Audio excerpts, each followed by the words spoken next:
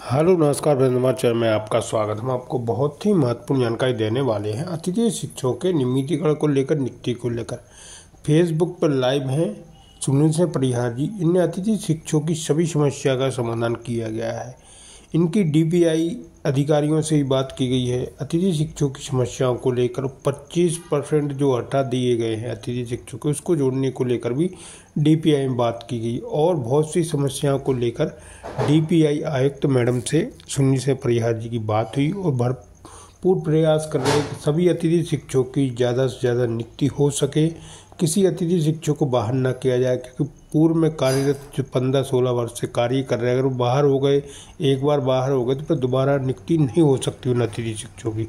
तो प्रयास कर रहे हैं कि उनकी नियुक्ति मिल जाए और अतिथि शिक्षक नियमितीकरण के ऊपर भी कार्य कर रहे हैं। जल्दी अतिथि शिक्षकों का अनुबंध भी प्रारंभ हो सकता है और 50% जो आरक्षण की घोषणा की थी वो भी लागू की जा सकती है। मैं लाइव वार्ता आपको सुना रहा हूँ सुनील से परिहार जी का क्या कहना है अतिथि शिक्षकों की नियुक्ति और नियमितीकरण को लेकर। वीडियो में बने रहे, वीडियो पूरा देखें। वीडियो अच्छा लगे तो लाइक और चैनल को सब्सक्राइब बिल्कुल ना करें अपडेट पाने के लिए। जैसा कि आप देख रहे हैं, वर्तमान का जो परिदृश्य है वो आप सबसे छुपा नहीं है। ऐसे समय में आप सबको धैर्य बनाकर काम करना होगा। कपिल भाई, जय श्री राम। हम सभी लगातार आप सबके हित में कार्य कर रहे हैं। 2 दिन पहले भी वल्लभ भवन, डीपीआई और जनजाति तीनों विभाग में जाके आप सबके हित में अधिकारियों से चर्चा की है। मोदी जी राम राम। लोग बाग बड़े परेशान हैं। सुबह से शाम तक 1 मिनट के लिए भी फोन बंद नहीं रहता, इसलिए फोन तो अटेंड करना संभव ही नहीं है। बाकी जिनकी समस्याएं हैं, सभी की समस्याओं के लिए हमने व्यक्तिगत भी और संगठन की तरफ से सामूहिक निराकरण के लिए भी अधिकारियों से चर्चा की है। मोदी जी हमारे बाबूजी के ऑफिस में बैठे हुए हैं, वहीं से लाइव हैं। सभी साथी अभी जो मेरिट सूची जारी हुई है, कुछ उसको देखकर भी परेशान है। अंकित भाई, जय श्री महाकाल। भैया, किसी को परेशान होने की जरूरत नहीं है। हम लगातार आप सबके हित में काम कर रहे हैं और बहुत सारे लोग परेशान हैं कि 25 अंक आपके हट गए तो बर्बाद हो गए, मर गए। भाई, ऐसा कुछ नहीं है। अभी तक अतिथि शिक्षक भर्ती में जो विसंगतियां व्याप्त थी, उन विसंगतियों को दूर करने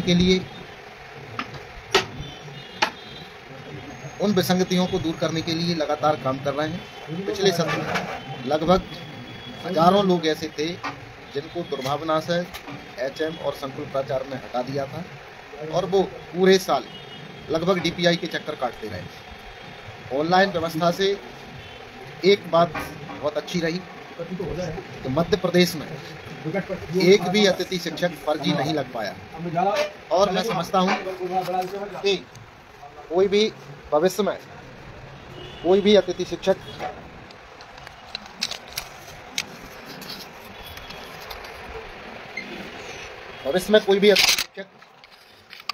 फर्जी नहीं लग पाएगा। हम लगातार अतिथि शिक्षक व्यवस्था को सुधारवाने के लिए काम कर रहे हैं और अतिथि शिक्षक व्यवस्था में जितनी भी विसंगतियां व्याप्त थी, सारी विसंगतियां धीरे धीरे समाप्त हो रही हैं।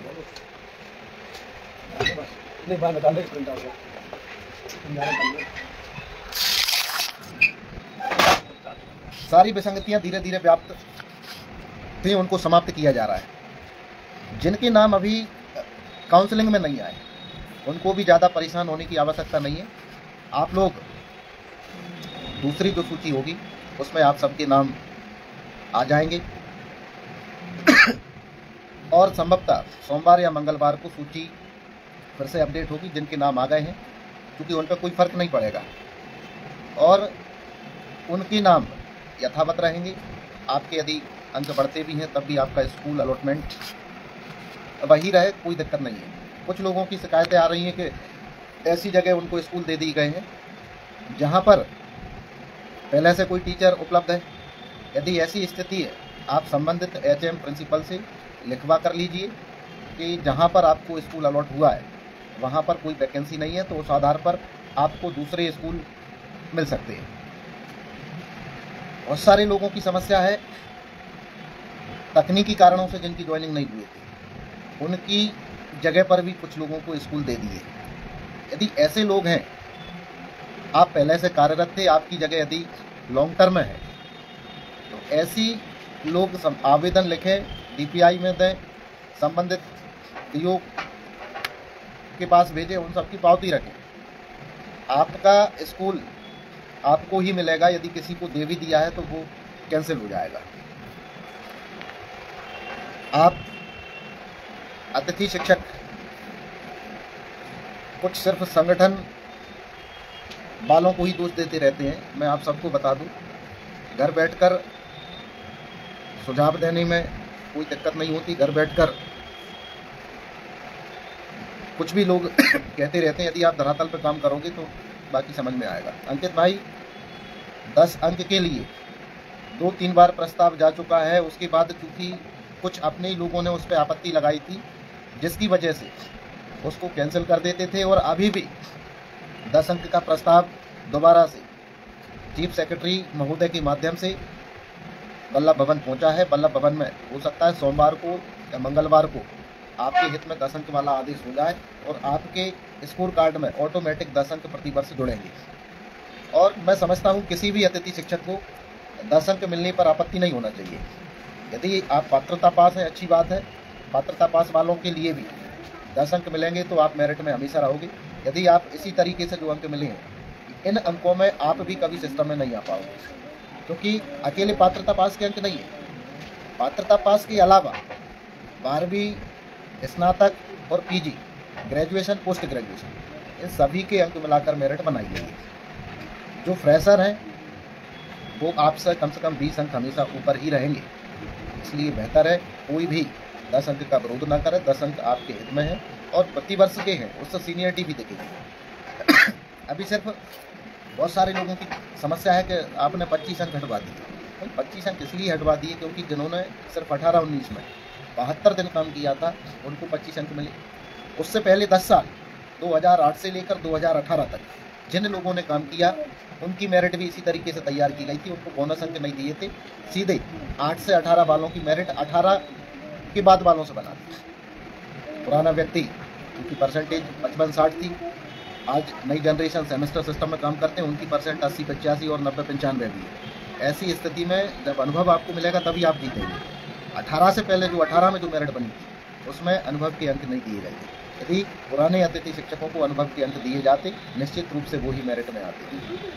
आज भी जो 20 अंक दिए हैं वो विसंगतिपूर्ण है, क्योंकि उन 20 अंकों से किसी का भी भला नहीं होना। हम उसका विरोध करते हैं, पहले भी हमने विरोध किया था, आज भी विरोध करते हैं। हम प्रतिवर्ष 10 अंक, अधिकतम 100 अंक मांग इसलिए कर रहे हैं। जब आप हमेशा कहीं भी अप्लाई करोगे, यदि आप पेमेंट की चिंता ना करें। पेमेंट भी दीपावली से पहले सभी अतिथि शिक्षकों को मिल जाएगा। उसके लिए भी हम आवेदन दे चुके हैं और डीपीआई ने भी अलॉटमेंट के लिए वित्त विभाग को कम से कम 5-7 दिन पहले पत्र डीपीआई भी भेज चुकी है। जिनकी जगह पदोन्नति से अभी अतिशेष के कारण कोई आ गया है या सीधी भर्ती से जो बाहर हो रहे हैं, आप लोग भी चिंता न करें। आपको अवसर देने के लिए सोमवार या मंगलवार में प्रयास कर रहे हैं कि आपको 2 दिन का चॉइस फिलिंग का अवसर मिले। जो पद अभी बचे हुए हैं, लगभग 22-23 हज़ार पदों पर अभी भी भर्ती होना है, उन पदों पर चॉइस फिलिंग का अवसर आपको मिल जाएगा। हम लगातार इस संबंध में अधिकारियों को बता चुके हैं, बात कर रहे हैं, और अभी 2 दिन पहले गुप्ता जी और हम गए हुए थे, इन मुद्दों पर चर्चा की है और अभी जो सूची जारी की है उस पर भी हमने ये कहा है कि आपको अतिथि शिक्षकों के हित में सूची जारी कर दी, अच्छी बात है, लेकिन इनमें 10 अंक जोड़कर सबके स्कोर कार्ड को अपडेट कर दें। आपका स्कोर कार्ड 10 अंक जोड़कर होगा तो निश्चित रूप से पुराने लोगों को लाभ मिलेगा। किसी जगह पेमेंट नहीं हुआ,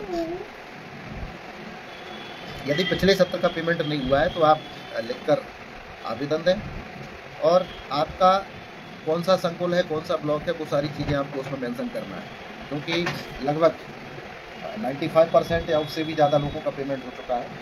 यदि कुछ महीने का या बहुत सारे लोग ऐसे भी अभी बचे हुए हैं जिनका पूरे साल भर का पेमेंट नहीं हुआ, वो काम करते रहे, उनके नाम ऑनलाइन नहीं हो पाए थे, उनके प्राचार्यों ने, उनके डीओ ने उनकी जानकारी भेजी भी, लेकिन फिर भी उनका ऑनलाइन नहीं हुआ, उनका पेमेंट भी नहीं हुआ। उसमें ये हो सकता है कि भाई ऑनलाइन तो संभव नहीं है, आपका भुगतान जरूर हो सकता है। अभी 12-15 लोगों के नाम हमने दिए भी हैं, जिसमें कुछ छतरपुर के हैं, दमोह के हैं, और 3 लोग गुना के भी हैं। सबके नाम हमने दिए हैं।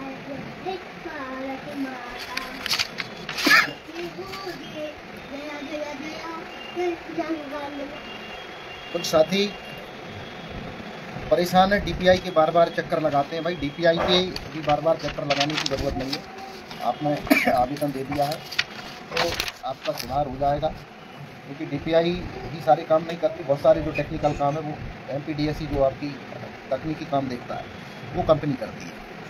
हज़ारों की संख्या में चूँकि समस्याएं हैं, इसलिए आपका समाधान होने में समय लग रहा है।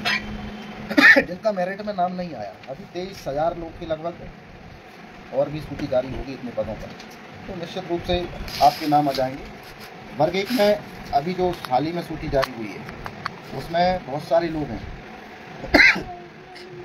जो बाहर हो रहे हैं, लेकिन वो चाहते हैं कि चॉइस फिलिंग का अवसर उनको मिले। तो आप लोगों से भी यही कहना है कि आप लोग व्यक्तिगत आवेदन भी दें और प्रयास करें कि 10-20 लोग मिलकर कल सोमवार को डीपीआई जाएं, वहाँ पर व्यक्तिगत रूप से आवेदन दें। संगठन की तरफ से भी हम लिख देंगे और चर्चा करेंगे कि आपको जो खाली पद अभी हैं जिन पर चॉइस फिलिंग हो गई है लेकिन मेरिट सूची जारी नहीं हुई, ऐसे पदों पर आपको चॉइस फिलिंग का अवसर मिलेगा। पोर्टल विसंगति के कारण यदि आपका स्कूल अलॉट नहीं हुआ है,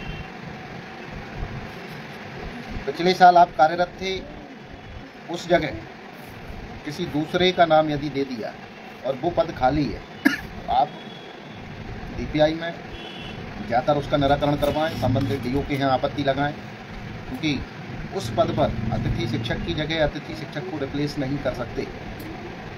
आप पहले से कार्यरत थे, डीपीआई का भी आदेश है पुराने लोगों को यथावत रखना है।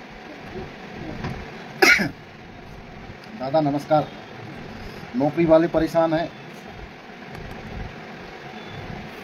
अब नौकरी लेंगे नहीं देंगे।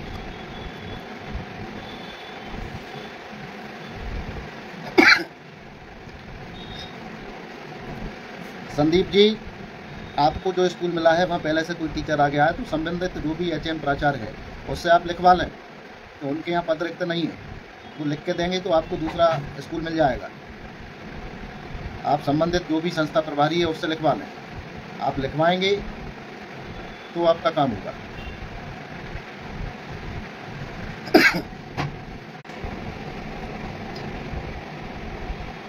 चलो करवा दो, चलो। बाकी अभी जिनको भी दिक्कत है हम अपने चैनल के माध्यम से आपको जानकारी देंगे, और जिनको समस्या है वो लिख कर भेजें, बस व्हाट्सएप पे आप लिख के भेजेंगे तो उनके लिए पत्र लिखेंगे। बाकी संभव नहीं है।